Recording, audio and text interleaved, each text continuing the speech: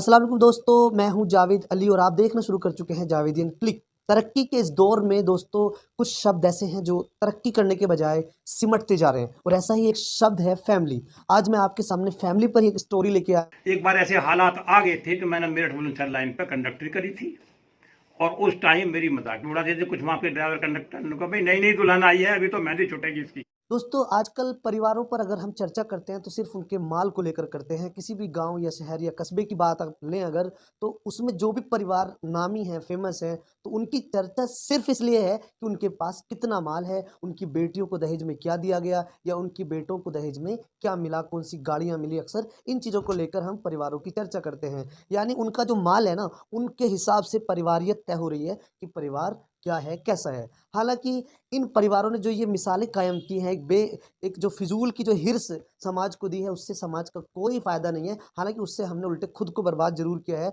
उनकी इस बेकार की हिर्स से।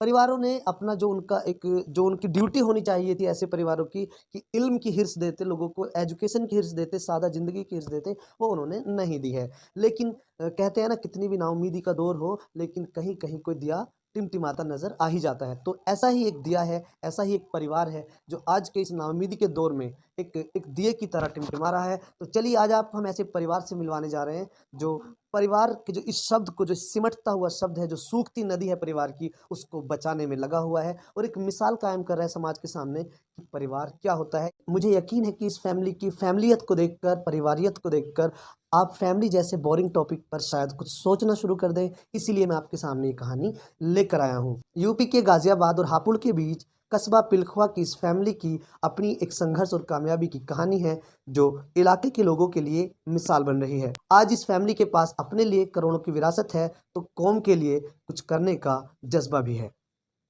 इस फैमिली के पास आज सब कुछ है, लेकिन अगर नहीं है तो घमंड नहीं है, दिखावा नहीं है। इस परिवार को खड़ा करने वाले अमीरुल हसन साहब की कहानी किसी हीरो से कम नहीं है। मैं किसी फ़िल्मी हीरो की बात नहीं कर रहा, असल हीरो की बात कर रहा हूँ, जो ज़िंदगी में हीरो बनता है। तो अमीरुल हसन साहब की इस कहानी को आप ज़रूर सुनिए और देखिए कि उन्होंने किस तरह का एक परिवार खड़ा कर दिया, जो समाज के लिए मिसाल बन।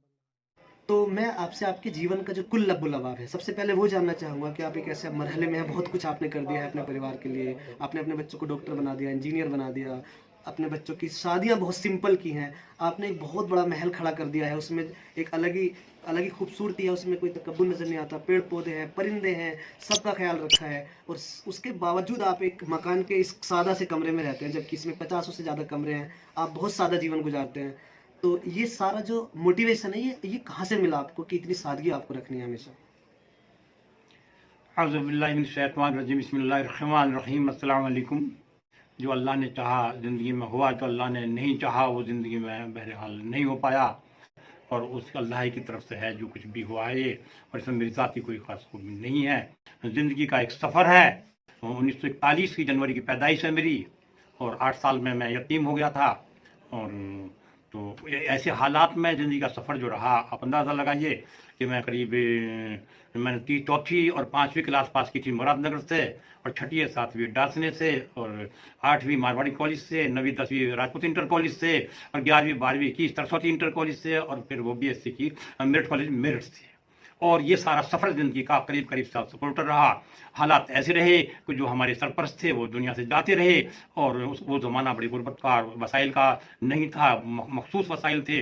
उन हालात में अल्लाह ने मुझे तौफीक दी, मेरी हौसला अफजाई की और अल्लाह ने हमें इल्म दिया और अल्लाह की बहुत बड़ी रहमत रही। मेरा ताल्लुक़ अच्छे लोगों से रहा, ख़ास तौर से बुज़ुर्गों से रहा और उन लोगों ने मुझे नसीहतें की और अल्लाह ने हमें अमल करने की तौफीक दी और सब कुछ सफ़र ज़िंदगी में चलता रहा। फिर करीब शादी हुई हमारी और करीब मैं 10वीं में पढ़ता था जब हो गई थी और उसके बाद मैं करीब 61 साल हमारे साथ हमारी हमसफ़र भी रही, बच्चों की अम्मी भी रही और कुल मिलाकर अब एक और ज़िंदगी हम जी रहे हैं। तो अगर पूरी ज़िंदगी के सफ़र पर डाला जाए तो मैं महसूस करता हूँ काफ़ी ज़िंदगी में उतार चढ़ाव रहा, जिसे ज़वाल कह सकते हैं, कमाल कह सकते हैं। तो ऐसे हालात में अल्लाह ने मुझे सब्र की तौफीक दी, हिम्मत दी, हौसला दिया। कभी ज़िंदगी में ऐसा मुझे याद नहीं कि मैं रोया पीटा हूँ या किसी से कर्जा मांगा हो या कोई क्राइम में हिस्सा लिया हो या फिर किसी हमों के साथ कुछ किस तरह का काम किया हो, बल्कि ये है कि बस सबकी दुआएं थी, बुजुर्गों की दुआएं हमारे साथ थी, अल्लाह का फजल रहा है और सभी उसी का दिया हुआ है। और हत्तुल इम्कान मैं बच्चों से यही कहता हूँ कि ज़िंदगी में सब्र से काम करो, जद्दोजहद से काम करो। आज डिजिटल दुनिया है, कीमती वक्त है, हर लम्हा कीमती है, हर पल दुनिया बदल रही है। और आमतौर से जब मैं करीब 8वीं में पढ़ता था, उस वक्त का मेरा रिकॉर्ड आज भी लिखा हुआ रखा हुआ। 8वीं से ही मुझे लिखने का शौक था, कुदरती तौर पर शौक था। और उस वक्त का रिकॉर्ड आज भी मेरे पास है। करीब 547 रुपये में उस वक्त के लिखे हुए आने पाई से मैंने 11वीं 12वीं पास करी, जिसमें सब कुछ शामिल था। मैं खाना पीना, रहना सहना, फीस ये सब चीज़ें थी। और हापुड़ में सरस्वती में था मैं, तो उस वक्त का भी रिकॉर्ड मेरे पास है। तो इस चीज़ से इंसान को पता चलता है, फोटोस्टेट मैंने कराई है कि भी इंसान की ज़िंदगी में, सफ़र में आदमी को कैसे रहना चाहिए। जो दादाजी हैं वो अपनी डेली लाइफ को लिखते हैं, अपनी हर एक बात को लिखते हैं, हर एक बच्चे को घर में बिठाते हैं अपने पास, उन्हें समझाते हैं, पढ़ाते हैं और हर चीज़ मतलब ऐसे लेके चलते हैं कि जो एक दादा के अंदर होने चाहिए फीचर, वो हमारे दादाजी के अंदर है। और मैं एक बात कहना चाहता हूँ, जो अपने बच्चों से भी कहता हूँ, कि आप लोग सबसे पहले हत्तुल इम्कान सेहत सही रखिए, उसका बड़ा डिपार्टमेंट और किताबें पढ़िए, सोचिए, वर्जिश कीजिए, अच्छी खुराक खाइए, परहेज़ करिए, परहेज़ से ज़िंदगी गुजारिए। और सेहत के साथ साथ फिर अपना ईमान मजबूत कीजिए। और अपना ईमान से मेरा मकसद ये अपना डिसिप्लिन लाइफ का या अखलाक जो होता है उसका। और जब 2 चीज़ मजबूत हो जाएंगी तो तीसरी इल्म हासिल होना बहुत आसान हो जाएगा। और दुनिया की जो जद्दोजहद है, दुनिया का जो उतार चढ़ाव है, दुनिया का जो सफ़र है, वो आसान हो जाएगा। उस सब्र के साथ हर हालात में आप निकल सकते हैं। काफ़ी लॉसेस के बाद भी इन्होंने इतना सक्सेस अचीव की है। इतना आसान नहीं होता, मतलब लॉस होने के बाद भी डटे रहना कि हाँ ठीक है, हो गया लॉस, डिप्रेशन भी हो जाता है काफ़ी लोगों को, लेकिन उसके बाद भी इतना कर देना और वेट करना, अल्लाह पे बिलीव करना कि हाँ आपका टाइम बदल सकता है। आजकल के जो बच्चे हैं उनमें सब्र नहीं बचा है, मतलब वो ज़्यादा स्ट्रगल करना नहीं चाहते, जल्दी से चाहते हैं जल्दी से सब कुछ हो जाए। तो जब आप मेरठ पढ़ रहे थे तो मैंने कई बार बच्चों से भी मुझे सुनने को मिला कि बहुत ज़्यादा स्ट्रगल आपने मेरठ में किया था उन दिनों जब बीएससी कर रहे थे। तो कुछ बताइए ताकि बच्चों को हौसला मिले, जो लोग वीडियो देखते हैं, कि स्ट्रगल कितना कितना इंसान को करना पड़ता है। देखो, ये मान लीजिए जैसे है मेरठ में एडमिशन हुआ, मेरे पास कुछ भी नहीं था, न किताबों को पैसे, न फीस को पैसे। कई महीने की फीस भी रुक जाती थी, बहुत ना के बराबर फीस थी। और दहपे से साइकिल से 7:30 बजे सर्दियों के मौसम में जो पोल वोल चलते थे, और फगुंड में सूरज निकलता, कई बार फगुंड जाने पर सूरज निकलता दहपे से तो करीब पड़ेगा 12-17 किलोमीटर। हाँ, जो भी पड़ता था बहरहाल। और अंदाजा लगाइए कि फिर मैं सैटरडे को यहाँ आता भी था, तो सैटरडे को सुबह को कोई नाश्ता नहीं, यहाँ घर पर आके खाना 2:30 बजे में साइकिल से आना। मुझे सही पता था कितना टाइम कहाँ पर लगता है। और फिर वहाँ पर भी कभी हमने ज़िंदगी में, पूरी ज़िंदगी की लाइफ में ऐसा नहीं हुआ किसी ने हमें खाना बना के दिया हो, या हम उसमें खाना खाओ, कैंटीनों में रहे हों या हॉस्टलों में रहे हों। बस ये है कि सेल्फ सपोर्टेड ज़िंदगी गुजारी है। टाइम पे वो कंडक्टर की नौकरी कर रहे थे, जो कि महीने में सिर्फ 2 रुपये उनकी सैलरी थी, और तब जाके उन्होंने स्ट्रगल किया, जबकि उनके पास ना कोई, उनके पापा भी नहीं थे और उनका किसी ने साथ नहीं दिया था, लेकिन तब भी उन्होंने अकेले इतनी मेहनत करी।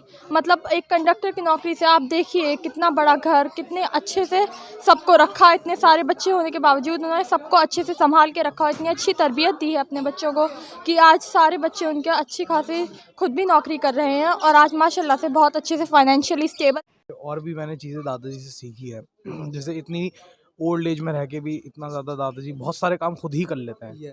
एक बार ऐसे हालात आ गए थे कि मैंने मेरठ बुलंदशहर लाइन पर कंडक्टरी करी थी, और उस टाइम मेरी मजाक भी उड़ाते थे कुछ वहाँ पे ड्राइवर कंडक्टर ने कहा, भाई नई नई दुल्हन आई है, अभी तो मेहंदी छूटेगी इसकी। आमतौर से उस टाइम बहुत सस्ता था, और आमतौर से शुरू से ही मुझे गोले छुआरे खाने की आदत थी, और अपना लाइफ से जो कुछ मिल गया खाने के लिए वो खा लिया, कच्चा पक्का इस तरीके से। ऐसा एहतमाम ना लाइफ में जब था ना आज, ना पहनने का, सादा जिंदगी गुजारनी, ना पहनने का ना खाने का, कोई फैशन नहीं, पहनने में कोई फैशन नहीं, और खाने में कोई जायका नहीं, जायका बिल्कुल आउट, क्या खाना क्या नहीं खाना, बस सेहतमंद रहना है और हमेशा अच्छे ख्यालात रखने। आपने शुरू से एक चीज पे बहुत ख्याल किया है, आपकी बातचीत से भी पता चल रहा है, सेहत पे। और वो सेहत चाहे विचारों की रही हो या वो जिस्म की रही हो। तो क्या आपको आजकल जो दुकानों पे लटका मिलता है इतना सारा सब कुछ आप देख रहे हैं, चाहे वो तंबाकू हो या फिर खाने पीने की चीजें, जिस तरह आजकल बच्चे घर का खाना नहीं खा रहे हैं, तो सेहत को लेकर तो आपका दिल बड़ा दुखी होता होगा। नहीं, आप अंदाजा लगाइए, मुझे इस बात की तो खुशी होती है कि मेरे घर में अल्लाह ने अपने फजल से और मेरी नकल से कोई बच्चा बीड़ी सिगरेट का खाने पीने में किसी तरह की कोई मार्केट की चीज़ पसंद नहीं करते, ना लड़कियां ना लड़के ना पोते वगैरह, और सब लोग घर पर किचन में सादा खाना खाते हैं और सादा खाने ही की तरफ हैं। तो 12 महीने सरसों का तेल इस्तेमाल इस्तेमाल करते हैं, गुड़ इस्तेमाल करते हैं, मौसमी सब्जियां इस्तेमाल करते हैं और हर तरह से ही जहाँ तक मुमकिन है ये कोशिश करते हैं सादा खाना खाया जाए। चारों तरफ जो देख रहे हैं हमें बड़ा अफसोस होता है। मैं कहता हूँ ज़्यादातर लाइफ स्टाइल से, लाइफ लिविंग से, लाइफ के गुजारने से आज के ज़माने में कितना केमिकल से जहर हर लिहाज से इस्तेमाल कर रहे हैं, नतीजे के तौर पर जिसमें इंसान को बहुत बड़ा बीमारियां और परेशानियां पैदा हो रही हैं। और ज़्यादातर फैशन और खाने में टेस्ट और मार्केट की टेस्ट, तो ये चीज़ें जो है ख़ासतौर से स्टूडेंट्स को, नॉर्मल लड़कों को तबाह कर रही हैं। और खुदा का लाख लाख शुक्र है हमारी गुजर बसर सही हो रही है, ठीक है, सफ़र है ज़िंदगी का। और मैं तो यही कहूँगा कि हर बच्चे को तालीम के मामले में सबसे पहले अपनी सेहत का ख्याल रखे, आज के दौर में खाने पीने का, परहेज़ का और इसका ख्याल रखें, वर्जिश का ख्याल रखें और उसके साथ साथ फिर अपने ईमान का ख्याल रखें और ख़ास तौर से सुलह रहमी का ख्याल रखें और ऐसी किताबें पढ़ें जिससे एक अच्छा शहरी बने इंसान। और ये मंदिर मस्जिद हिंदू मुसलमान और दुनिया भर की जो खुराफात चारों तरफ से ये एक आलूदगी है, पोल्यूशन है। अगर आपके पड़ोसी चाहे हिंदू हो चाहे कोई हो, अगर उसे कोई दिक्कत आ रही है तो आपको एक पड़ोसी की तरह हमेशा उसकी मदद करनी चाहिए। पापा जी की भी हमेशा यही नसीहत रही है और इंशाल्लाह हम लोग भी मेंटेन करेंगे। और सवाल ये भी पैदा होता है, आज मैं बैठा हुआ हूँ, जा रहा हूँ, उम्र भी मेरी इतनी हो गई है, लेकिन मैं समझता हूँ कि मैं बहुत बड़ा कर्जदार हूँ उन लोगों का जिन लोगों का ताउन मेरे ऊपर रहा है, मेरे परवरिश करने में, पढ़ाने में, लिखाने में, समझाने में और मुझे इस काबिल इंसान बनाने में। खासतौर से मैं मौलाना अब्दुल गफूर साहब जो हम मकतब में पढ़ते थे छोटे से, जिन्होंने हमारे वालिद साहब को भी, हमें भी, हमारे पोते को भी 3 नस्लों को पढ़ाया था, उनकी दुआएं हैं हमारे ऊपर। और बुजुर्गों की दुआएं ही, अल्लाह की फजल ही इंसान को कामयाब बनाता है।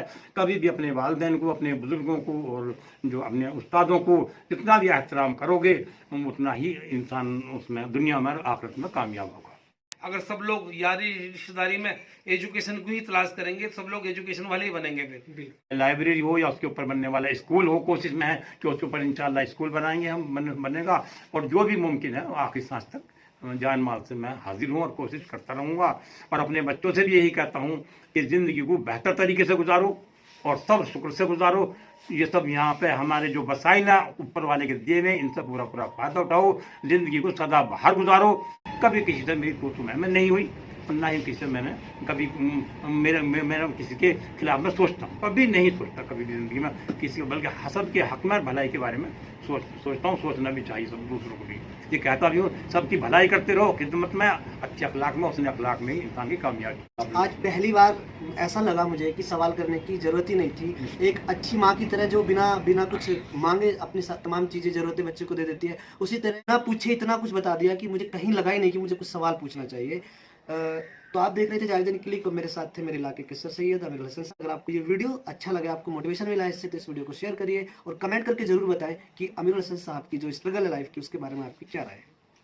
जब कोई यहाँ आएगा इस ज़हूर मंजिल में तो एक चीज़ नोटिस करेगा सबसे पहले, यहाँ की खूबसूरती नेचर की, परिंदे, पेड़ पौधे, ये चीज़ कितनी सीखी आपने जो नेचर से प्यार? नहीं है, बिल्कुल है बेशक। और इवन अब ये गार्डन के एरिया को बड़ा करने का भी इरादा है। बस उम्मीद यही करेंगे कि वो दादाजी के से मिले इन जो थॉट्स हैं इनको अपनी ज़िंदगी में हूबहू उतार लें और जितना हो सके इस पर अमल करें। आप देख रहे थे जावेदन क्लिक। वीडियो अगर अच्छा लगे तो शेयर कीजिए और कमेंट करके बताइए कि आपको परिवार पर ये वीडियो कैसा लगा।